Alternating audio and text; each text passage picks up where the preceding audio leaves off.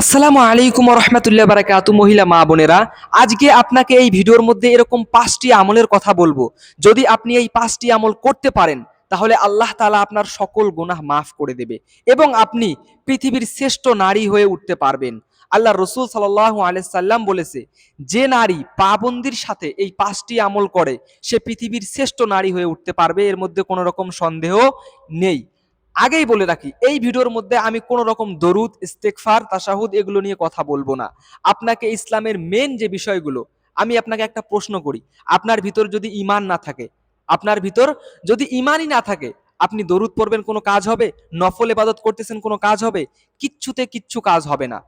Main যে বিষয়, ইসলামের মেন শিকড়, এগুলো যদি আপনার ভিতরে না থাকে, আপনি যতই আমল করেন কোনো কিচ্ছুতে কিচ্ছু ফায়দা হবে না।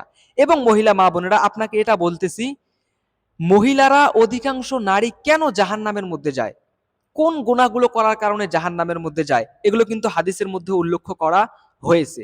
আজকে আপনাকে এই ভিডিওর মধ্যে ওই সমস্ত বিষয় নিয়ে কথা বলবো। তাই মহিলা মা বোনেরা, আপনাদের কাছে অনুরোধ করব, হাত জোর করব, ভিডিওটি স্কিপ না করে এরকম 5টি আমলের কথা বলবো এবং এটাও বলবো যে মহিলারা কেন জাহান্নামে যায়। ভিডিওটি শেষ পর্যন্ত দেখবেন। 1 নম্বরে মহিলা মা বোনেরা, যে মারাত্মক লেভেলের আমলের কথা বলবো, এটা কিন্তু খুব গুরুত্বপূর্ণ আমল। একটা নারীর জন্য শ্রেষ্ঠ আমলের মধ্যে একটি হলো তার স্বামীর সাথে ভালো আচরণ করা, তার স্বামীর হক আদায় করা। আপনি আমি আপনাকে জিজ্ঞাসা করতেছি, আপনি নামাজ পড়তেছেন, রোজা রাখতেছেন, হজ করতেছেন, তাসবিহ কালাম পড়তেছেন, ইস্তেগফার পড়তেছেন, দরুদ পড়তেছেন, এটা পড়তেছেন, ওটা পড়তেছেন, যদি আপনি আপনার স্বামীর সাথে ভালো আচরণ না করেন, কোনো কিছুতেই কিচ্ছু ফায়দা হবে না। আপনি জান্নাতও যেতে পারবেন না, এগুলো সব আপনার বেকার যাবে। আর এই জন্যই অধিকাংশ নারী জাহান্নামের মধ্যে যায়। নারীরা কেন জাহান্নামের মধ্যে যায় জানেন আপনি? 2টি গুনাহ করার কারণে। শুধুমাত্র 2টি গুনাহ করার কারণে অধিকাংশ নারী জাহান্নামের মধ্যে যায়। আল্লাহ রসুল সাল্লাল্লাহু আলাইহি সাল্লাম যখন মেরাজে গেলেন, মেরাজে যাওয়ার পরে আল্লাহ রসুল সাল্লাল্লাহু আলাইহি সাল্লাম জাহান্নামের মধ্যে অধিকাংশ নারী দেখলেন। তখন আল্লাহ রসুল ফেরেশতাকে জিজ্ঞাসা করলেন যে জাহান্নামের মধ্যে পুরুষের তুলনায় নারীদের সংখ্যা কেন বেশি? ফেরেশতা তাকে 2টি গুনার কথা বললেন। 1 নম্বরে, নারীরা তার স্বামীর সাথে ভালো আচরণ করে না, স্বামীর মনে আঘাত দেয়, স্বামীর মনে কষ্ট দেয়, এই জন্য নারীরা বেশি জাহান্নামে যায়। তাই মহিলা মা বোনেরা, এটাই হচ্ছে একটা নারীর জন্য শ্রেষ্ঠ আমল, সেটি হলো কি? তার স্বামীর সাথে ভালো আচরণ করা, স্বামীর হক আদায় করা। দ্বিতীয়ত, কেন নারীরা জাহান্নামে যায়? গীবত করার কারণে। গীবত করার কারণে পরনিন্দা, মানুষকে নিয়ে সমালোচনা, অমুক পাশের বাড়ি কি করেছে, উনি কি করেছে, তিনি কি করেছে, এই যে বিষয়গুলো নিয়ে আপনি সমালোচনা করেন, মানুষের খারাপ দিকটা সবসময় মানুষের সামনে গিয়ে তুলে ধরেন, এর কারণে আপনি জাহান্নামে যাবেন। এবং অধিকাংশ মহিলা এই 2টি গুনার কারণেই জাহান্নামে যায়। একটা হলো স্বামীর অকৃতজ্ঞতা, দ্বিতীয় হলো গীবত করার কারণে জাহান্নামে যায়। বুঝতে পেরেছেন? এবারে আমি আপনাকে বলবো যে 5টি আমল, এই 5টি আমল আপনি করবেন, আপনি পৃথিবীর শ্রেষ্ঠ নারী হয়ে উঠতে পারবেন। 1 নম্বরে, আপনি আপনার স্বামীর হক আদায় করবেন, আপনি আপনার স্বামীর সাথে ভালো আচরণ করবেন, স্বামীর সাথে ভালো ব্যবহার করবেন। 2 নম্বরে, 2 নম্বরে মহিলা মা বোনেরা, একটা নারীর জন্য সব থেকে গুরুত্বপূর্ণ আমল হলো উত্তম চরিত্র বন্টন করা। উত্তম চরিত্র গঠন করা একটা নারীর জন্য বিশেষ একটি আমল। আপনি যদি আপনার চরিত্রই ঠিক না রাখেন, আপনি যদি পর্দার হুকুম আহকাম না মেনে চলেন, আপনি যতই নামাজ পড়েন না, কোনো কিছুতেই কিচ্ছু ফায়দা হবে না।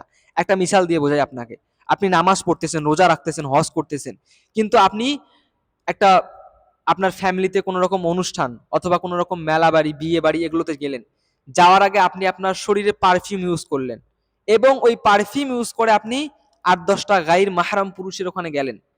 যাওয়ার পরে অন্য কোনো পুরুষ আপনার পারফিউমের যে সেন্টটা থাকে সেটা তার নাকে চলে গেল। চলে যাওয়ার পরে সে কোনো মনের মধ্যে খারাপ চিন্তা ভাবনা রাখলো, সঙ্গে সঙ্গে আপনার সাথে জিনা করার মতো গুনাহ হয়ে যাবে ওর। এই জন্য আপনাকে চরিত্র ঠিক রাখতে হবে। চরিত্র ঠিক রাখার একটাই উপায়, আপনার পর্দার বিধান মেনে চলতে হবে। যেরকম একটা নারীকে কি করতে বলেছে, নারীদের জন্য আমি মনে করি সব থেকে জান্নাত যাওয়া সহজ, আবার নারীদের জন্য জান্নাত যাওয়া সব থেকে কঠিন। সেটা ডিপেন্ড করে আপনার উপর, যে আপনি কিভাবে চলতেছেন, আপনি কিভাবে আমল করতেছেন। আপনাকে পর্দার বিধান শর্ট করে বলে দেই, পর্দা বিশাল কিছু করতে হবে এরকমটা না। কোরআনে বলা হয়েছে একটা নারীকে পর্দা কিভাবে করবে, এই মুখমণ্ডল, এই দুকানের লতি, থুতনি এবং চুল এতটুকু খোলা রাখতে পারবে, কোরআন এটা আদেশ দিয়েছে। দ্বিতীয়তে, হাতের কবজিগুলো আপনি খোলা রাখতে পারবেন, 3 নম্বরে আপনি পায়ের এতটুকু গোড়ালি থেকে নিয়ে এতটুকু খোলা রাখতে পারবেন, এটা হচ্ছে কোরআনের হুকুম। এবার হাদিসে আল্লাহ রসুল সাল্লাল্লাহু আলাইহি সাল্লাম এটাতেও মানাহ করে দিয়েছে, এটাতেও বারণ করে দিয়েছে। তাই আপনাকে বলবো, আপনি উত্তম চরিত্র বন্টন করেন, পর্দার বিধান মেনে চলেন, পর্দার হুকুম আহকাম মেনে চলেন, আল্লাহ তাআলা আপনার উপর খুশি রাজি থাকবে, আল্লাহ তাআলা আপনার সকল গুনাহ মাফ করে দেবে এবং আপনি শ্রেষ্ঠ নারী হয়ে উঠতে পারবেন। 3 নম্বরে মহিলা মা বোনেরা যে আমলের কথা বলবো সেটি হলো, একটা নারীকে, একটা নারীর জন্য শ্রেষ্ঠ একটি আমল হলো তার ছেলে সন্তানকে ভালো শিক্ষা প্রদান করা। একটা নারীকে ইসলাম ভাষায় বলা হয় মাদ্রাসা বিল জান। এই মাদ্রাসা বিল জান শব্দের অর্থ হলো প্রথম শিক্ষা কেন্দ্র। একটা ছোট্ট বাচ্চা, একটা ছোট্ট শিশু কিন্তু সবার প্রথম তার মায়ের কাছ থেকে শিক্ষা শেখে না। সে কোনো স্কুলের মাস্টারের কাছে, না কোনো মাদ্রাসার হুজুরের কাছে, কারো কাছে শিক্ষা শেখে না। একটা ছোট্ট বাচ্চা, ছোট্ট শিশু সবার প্রথম যদি কারো কাছে শিক্ষা শিখে থাকে, সেটা তার মায়ের কাছ থেকে। আপনি যদি আপনার ছেলে সন্তানকে উত্তম শিক্ষা দিতে পারেন, ভালোভাবে লালন পালন করতে পারেন, তাকে যদি দ্বীনি শিক্ষা দিতে পারেন, আপনি একজন শ্রেষ্ঠ নারী, এর মধ্যে কোনো রকম সন্দেহ নেই। এবার আপনাকে বলবো, আপনি নামাজ পড়তেছেন, রোজা রাখতেছেন, হজ করতেছেন, জাকাত দিতেছেন, কিন্তু আপনি আপনার ছেলে সন্তানকে ভালো শিক্ষা দিতে পারেননি। সে হারাম রিলেশন করতেছে, সে আপনার মেয়ে 8-10টা ছেলের সাথে চলাফেরা করতেছে, আপনার মেয়ে কার সাথে কথা বলতেছে, এগুলো বিষয়ে ধ্যান রাখতেছেন না, তাহলে আমি আপনাকে বলবো আপনার এই আমল করে কোনো ফায়দা হবে না। আপনার ওই মেয়ে অথবা আপনার ওই ছেলে আপনাকে জাহান্নামের মধ্যে নিয়ে যাবে। তাই আপনাকে বলবো, একটা নারীর জন্য শ্রেষ্ঠ আমলের মধ্যে একটি হলো তার সন্তানকে ভালোভাবে শিক্ষা প্রদান করা। আজকে আপনি দেখবেন অনেক মহিলাদেরকে আমি দেখেছি, এটা আপনাদের ভালোর জন্যই বলতেছি, অনেক নারীকে আমি দেখেছি মা মা বসে থাকে, মা বসে থাকে, মায়ের পাশে বসে মেয়ে অন্য একটা গাইর মাহরাম পুরুষের সাথে কথা বলতেছে, হোয়াটসঅ্যাপে, ফেসবুকে, ইনস্টাগ্রামে।